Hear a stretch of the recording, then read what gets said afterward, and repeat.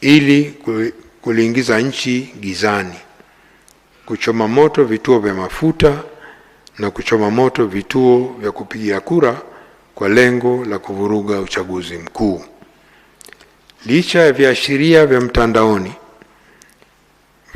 viliwekwa wazi zaidi, kulikuwa pia na viashiria ambavyo tume ilivigundua kupitia mashahidi waliofika mbele ya tume. Mfano ni kuwepo kwa vijana wasiopungua 500 katika majengo, misitu na makambi katika maeneo mbalimbali nchini kwa takriban siku 28, ambapo walihifadhiwa na kupatiwa mafunzo kwa ajili ya kufanya ghasia siku ya uchaguzi mkuu. Tume kupitia uchunguzi wake ilibaini kwa moja ya nyumba hizo iliyopo Dar es Salaam ilikuwa umbali wa takriban mita 10 kutoka kituo cha polisi. Pamoja na tume kupokea ushahidi unaoonyesha kuwepo kwa baadhi ya viashiria vya mipango ya vurugu siku ya uchaguzi mkuu, hakuna ushahidi unaonyesha kubainika kwa vitu hivyo vichache ambavyo tumeviongelea au hatua stahiki kuchukuliwa kikamilifu kabla ya matukio ya uvunjifu wa amani. Kama nilivyoeleza awali, uvunjifu wa amani uliotokea ulithibitishwa kiwango kikubwa cha matayarisho ya vurugu hizo. Wafanya ghasia walitumia mbinu mbalimbali ambazo hazikutarajiwa, na mbinu hizo ni pamoja na kufanya vitendo vya uvunjifu wa amani kwa wakati mmoja katika sehemu mbalimbali za miji na sehemu nyingine kwa kutumia mbinu mtawanyiko, dispersal violence points, ili kuzuia polisi wasiweze kukabiliana nao na kuwadhibiti kwa urahisi.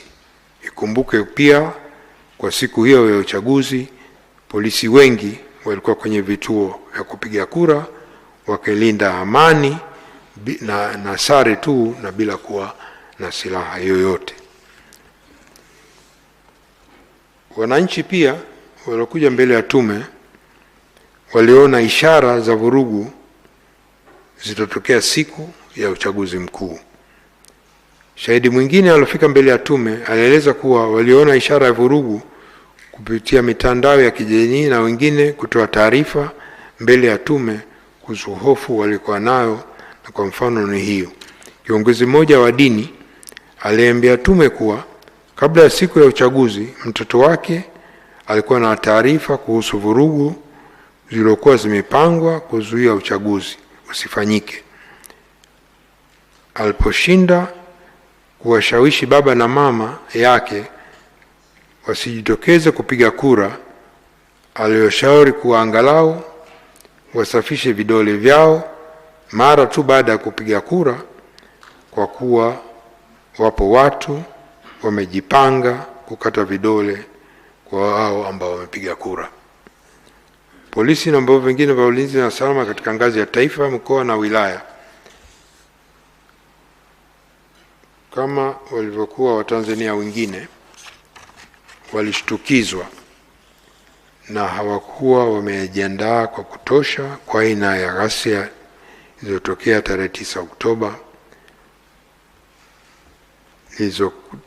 zilizotokea wakati huo katika mikoa 14, wilaya 33 na maeneo 202.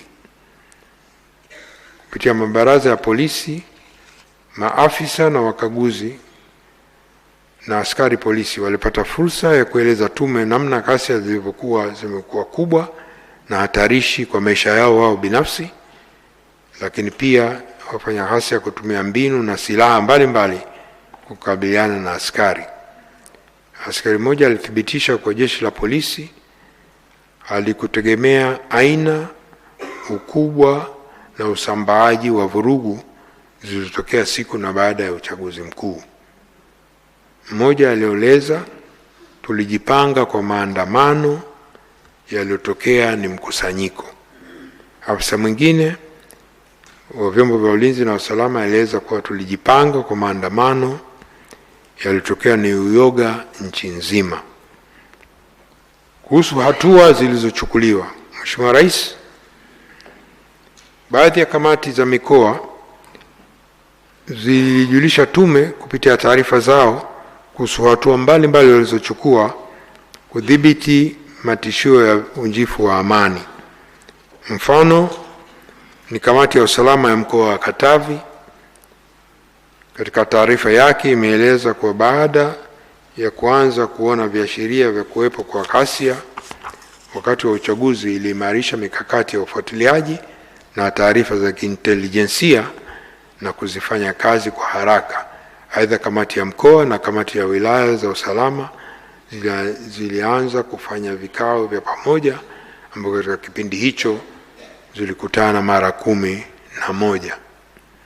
Hali kadhalika, kamati ya usalama ya mkoa wa Kilimanjaro ilieleza tume kwa baada ya kuanza kuona viashiria na uwezekano wa kuwepo ghasia wakati wa uchaguzi, ilichukua hatua mbalimbali ikiwemo kufanya vikao vya kamati mara kwa mara kwa lengo la kupeana taarifa, kukutana na viongozi wa vyama vya siasa mara kadhaa na kukutana na vikundi vya bodaboda. Na mkoa wa Kilimanjaro ni mmoja mkoa ambao hakuwa na changamoto za vurugu. Mheshimiwa Rais, niongelee kuhusu hatua za kudhibiti. Sheria ya Jeshi la Polisi na huduma saidizi inabainisha majukumu ya jeshi kwa polisi, kwani pamoja na kulinda raia na mali zao. Aidha, ili kutekeleza jukumu hilo, askari wa Jeshi la Polisi wameruhusiwa kubeba silaha wakati wa utekelezaji wa majukumu yao.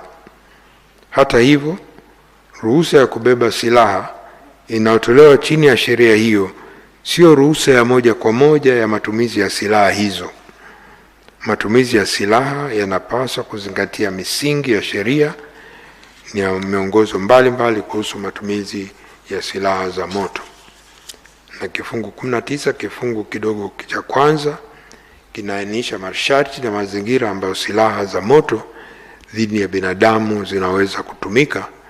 Ni wakati ambako kuna jaribio la kumuokoa mtu mwingine ambao anapata madhara, au wakati wa kuzuia ukamataji kihalali na kadhalika. Lakini masharti ya kifungu hicho Jeshi la Polisi huduma saidizi pia inaendana kabisa na sambamba na kifungu cha 9 ya kanuni za misingi ya Umoja wa Mataifa kuhusu matumizi ya nguvu ya silaha za moto kwa maafisa wa vyombo vya utekelezaji wa sheria zilizopitishwa mwaka 1990.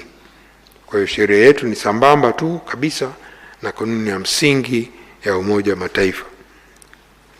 Pia sheria ya mwenendo wa mashauri ya jinai kifungu 19(1) na cha 2 kinatoa mwongozo wa kisheria kuhusu ukamataji wa mtuhumiwa na matumizi ya nguvu wakati wa ukamataji. Lakini pia Jeshi la Polisi lina kanuni zake za jumla, Police General Order 274 ya kanuni za jumla za Jeshi la Polisi, ambazo zimebaini mataka manne ambayo yanahitajika kabla matumizi ya nguvu za silaha za moto.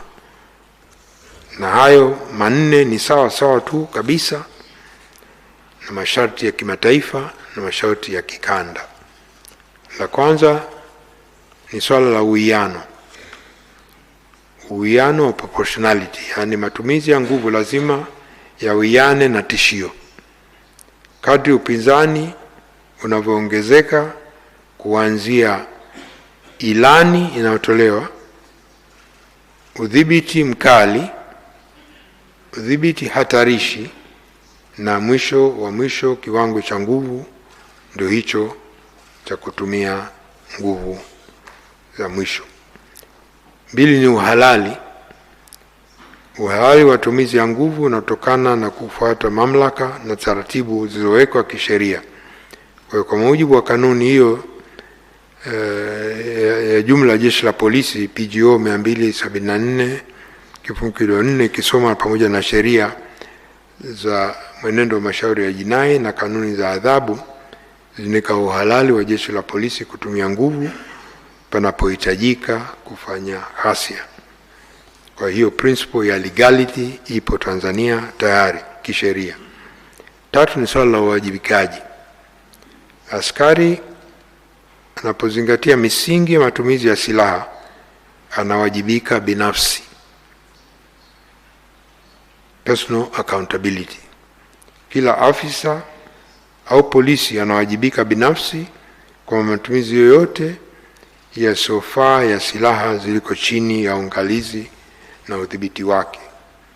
Kwa msimamo huo pia umebainishwa katika kesi nyingi dhidi ya polisi ambao zimeamuliwa na Mahakama Kuu na Mahakama ya Rufani ya Tanzania na nchi nyinginezo.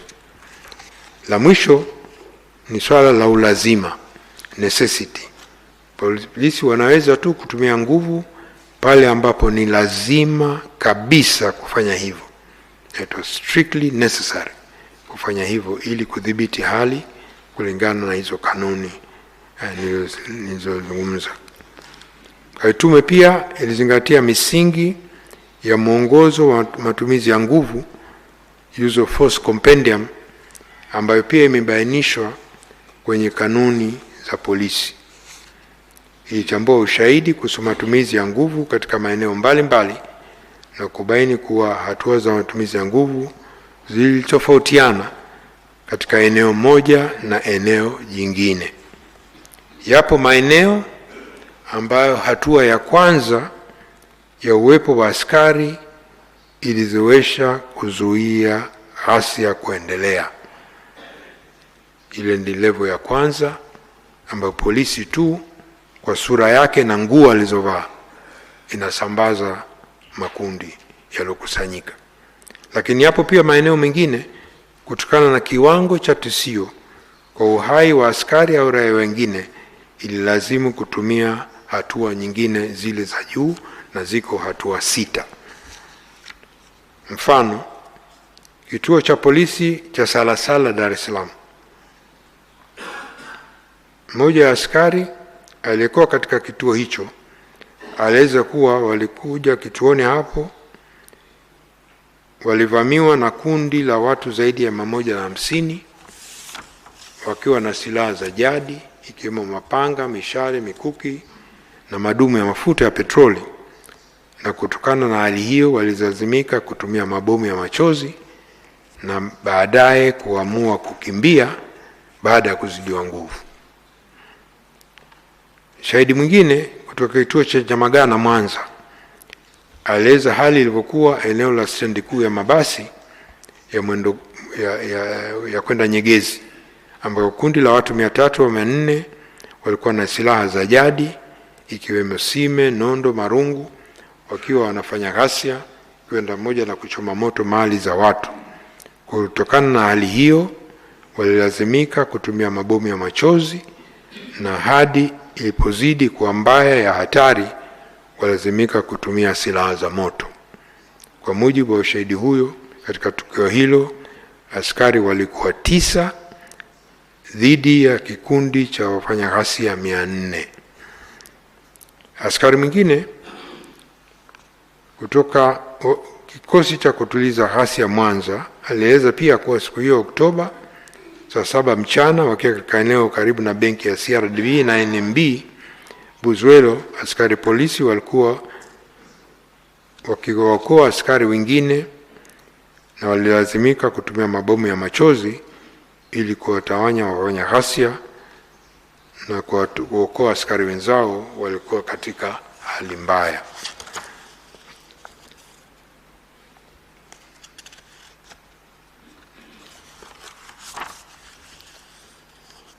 Tume pia ilipokea ushahidi kutoka baadhi ya mashahidi walidai kwamba polisi ilitumia nguvu katika kudhibiti ghasia kama ifuatavyo.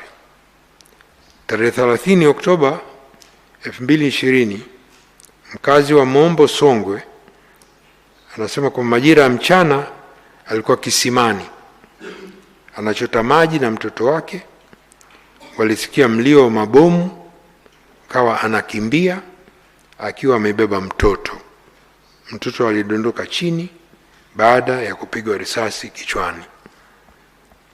Mkazi mmoja wa Marungu, wilaya ya Rumeru, alitaarifu tume kuhusu tukio la mwanawe wa umri ya miaka 35 alipigwa risasi 4 na askari polisi katika eneo la Kimondulu tarehe 29 Oktoba akiwa karibu na dukani kwake.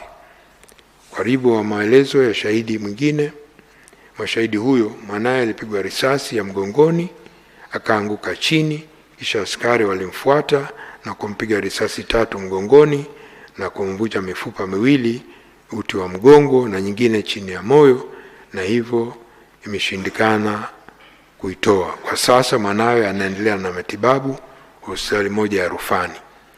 Tukio hilo ni moja ya matukio yanahitaji upelelezi za kina ambayo tume imependekeza. Lakini pia huko Mwanza, tume imepata taarifa tukio la mauaji ya watu wapatao 13 lililodaiwa kutokea tarehe 31 Oktoba katika kibanda cha TV kilichopo eneo la Mji Mwema jijini Mwanza. Shahidi mmoja ambaye alijitambulisha kama mnusurika wa tukio hilo alieleza tume kupitia maelezo yake ya kiapo kwa tarehe 31 Oktoba watu wanaodhaniwa kuwa ni askari polisi walivamia kibanda hicho na kuwapiga risasi watu takriban 13, akiwamo yeye shahidi mwenyewe ambaye aliweza kunusurika na kutoroka. Na kwa jibu wa maelezo yake, pamoja naye kuna wapo watu wengine 2 walionusurika, ambapo mmoja alikuwa akipatiwa matibabu katika moja ya hospitali ya Mwanza na mwingine kijijini kwake. Hii pia ni moja ambalo jambo tuhuma nzito ambayo inahitaji uchunguzi zaidi na tume imependekezwa. Mheshimiwa Rais, serikali ina wajibu kupitia jeshi la polisi na vyombo vya ulinzi na usalama kuhakikisha usalama wa raia na mali zao, na inapotokea hali yoyote inaweza kuhatarisha usalama, serikali kupitia vyombo hivyo inapaswa kuchukua hatua stahiki ya kurejesha utulivu kwa mujibu wa sheria na miongozo. Pale ambapo hatua zilizochukuliwa zimesababisha madhara kwa raia kutokana na matumizi ya nguvu ya afisa au maafisa wa vyombo vya ulinzi na salama, basi upelelezi wa haraka uhuru kikamilifu unatakiwa ufanyike kwa mujibu wa miongozo yetu nchini, ya kikanda na kimataifa. Lengo ni kulinda amani ya wananchi kwa serikali na vyombo vyake ili kuhakikisha dosari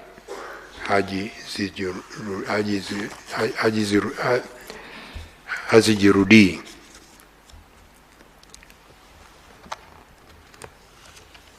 Hadidu za rejea nyingine ilikuwa ni utawala wa sheria na uwajibikaji.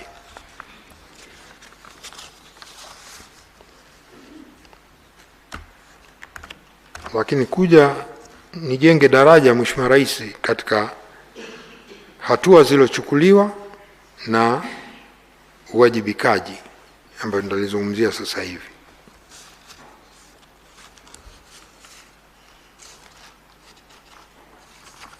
Tulivyosikia watu wengi walivyokuja mbele ya tume, nadhani ni matarajio ya wengi kwamba hii leo tume pia ingewasilisha kwako baada ya siku 153 na kuanika hadharani wahusika wakuu walopanga, waloratibu, walofadhili matukio ya ghasia. Kuna tegemeo hilo. Pia kuna tegemeo kwamba leo hii baada ya siku 153 waliokiuka hali ya uhai, haki ya uhai, pia tungewatangaza. Hilo ni tegemeo la wengi, lakini hilo kwa maoni yetu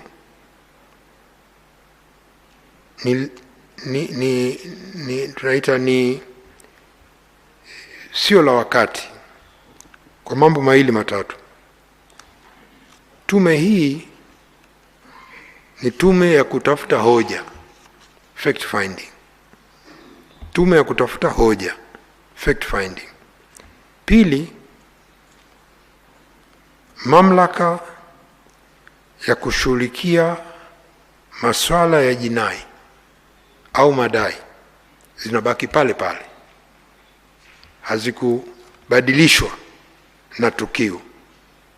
Kwa hiyo mamlaka zile za uchunguzi zinaendelea pale pale. Kwa mfano, kuna mtu amenyongwa Mwanza wakati wa tukio.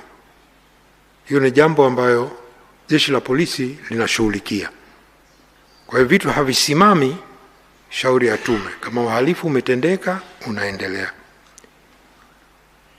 Lakini jingine, tume pia hizi zinakatazwa, na tume zote za kimataifa ni hivyo hivyo, kwamba huwezi kumtuhumu mtu bila kumpa fursa ya kujibu dai. Kwa pamoja na watu kutajwa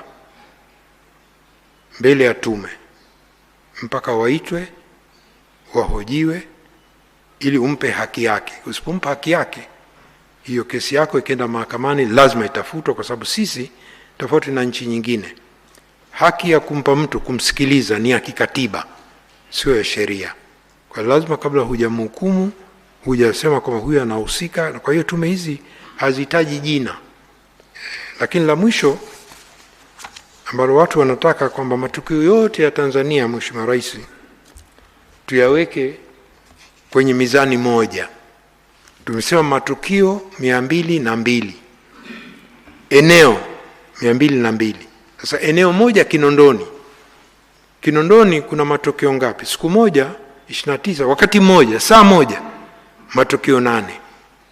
Matukio 8. Kwa hiyo maeneo tukisema 202, Bunda eneo moja, lakini ndani ya kuna maeneo mangapi? Ubungo eneo moja, kuna mambo mangapi? Kwa hiyo matukio ni mengi. Kwa hiyo huwezi kupima yote kwa Tanzania, kwa sababu wanataka watu tutoke kwamba nguvu iliyotumiwa ni ndogo au kubwa. Hii si kama bembea unapima nguvu kubwa, nguvu dogo. Hapana, kila tukio lipimwe.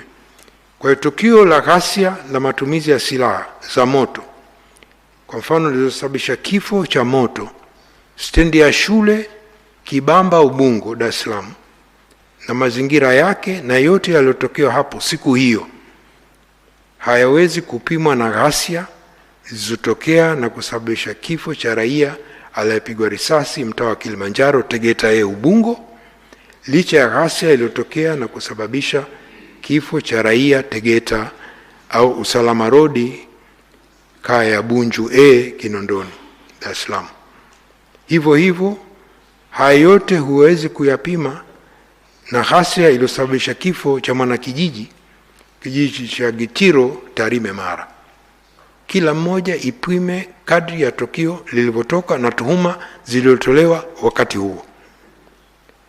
Kwa uhalali wa matumizi ya silaha za moto kwenye ghasia lazima zipimwe kuzingatia mazingira yaliokuwa kwenye tukio hilo wakati na muda huo, vitendo vya husika, uandani, namna vitendo hivyo vilivyopinzana, na kama sheria inavyotaka vipimwe kwa busara ya kawaida, kama alivyoiona askari alipokuwa kwenye tukio hilo akiwa kwenye eneo hilo. Kama taarifa ya tume ilivyoeleza, matukio hayo yalikuwa mikoa 14, wilaya 43, maeneo 202. Kwa hiyo tume imepokea madai ya matumizi hayo mengi kupitia kiapo na kadhalika, lakini pia kutokana na hayo, kama nilivyosema, kuna pendekezo ya hatua hizo ambazo tunaomba kwa busara yake Mheshimiwa Rais aangalie uwezekano kuhusu mapendekezo ya kuendeleza kazi ya tume, kuhama kutoka uchunguzi ambao tunafanya kwenda kwenye upelelezi mahsusi wa matokeo mahsusi, ili sheria ichukue mkondo wake. Mheshimiwa Rais, nije mambo mawili ya mwisho ambayo ulituagiza tufanye. Moja ni swala kuangalia maridhiano na katiba mpya Kwa hiyo kuhusu maridhiano na katiba mpya, tume imebaini yafuatayo: mosi, matukio ya Oktoba 23 pamoja na changamoto ambazo zimekuwapo kwa muda mrefu vimesababisha nyufa na majeraha kwa taifa. Hivyo maridhiano na muafaka wa kitaifa ni hatua muhimu katika kuponya majeraha na kurejesha amani, kuaminiana, mshikamano na utengamano ndani ya jamii na taifa kwa ujumla. Maridhiano yanapaswa kuwa mtambuka